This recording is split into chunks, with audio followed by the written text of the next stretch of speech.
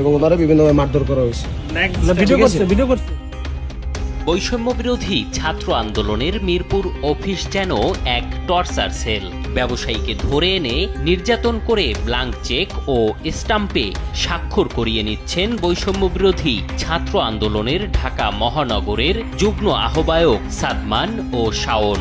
সঙ্গে আছেন শাহালী থানার সদস্য সচিব পারভেজ সহ 8 থেকে 10 জন। টর্চার করতেছে। কি কি করছে? মারছে, মানে ইচ্ছা মতো মারছে। আপনি কি বলে থাপ্পড় মারছে, জানি কত পাশে বানাইছে। কে মারছে? কে থাপ্পড়টা মারছে? কে থাপ্পড়টা মারছে? কে মানে উনি একটা খুব জোরে বাড়ি দিছে, আমার এখানে ভেঙে গেছে। এ চক্রের অধিকাংশ সদস্যই এনসিপির আহ্বায়ক নাহিদ ইসলামের ছোট ভাই পরিচয়ে দাপিয়ে বেড়ান মিরপুর জুড়ে। নাহিদ ইসলামের সঙ্গে তোলা একাধিক ছবি সামাজিক যোগাযোগ মাধ্যমে প্রকাশ ও বিভিন্ন দপ্তরে কর্মকর্তাদের দেখিয়ে করেন প্রভাব বিস্তার। এমন একাধিক ভিডিও ফুটেজ আসে দেশ টিভির হাতে।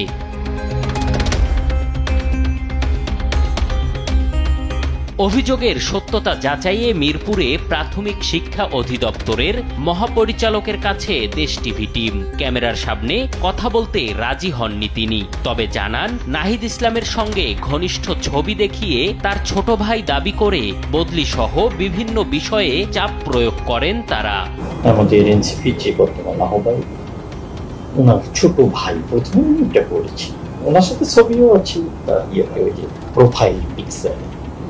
তো তিনি আমাকে খুব করেছেন, নিজের পরিচয়টাকে খুব বেশি মাত্রায় প্রকাশ করে বদলির জন্য অনেকটা চাপ প্রয়োগ করেছে। এটি সূত্রে যেটা ছিল সেটা হলো যে ভয় দেখানোর চেষ্টা। শুধু দপ্তর নয়, তাদের ত্রাসের রাজত্ব যেন মিরপুর জুড়ে। বাদ পড়ছে না বসত বাড়িও। কদিন আগে শুধু হামলা নয়, লুটপাটও চালায় এরা, যার বিচার চাওয়া তো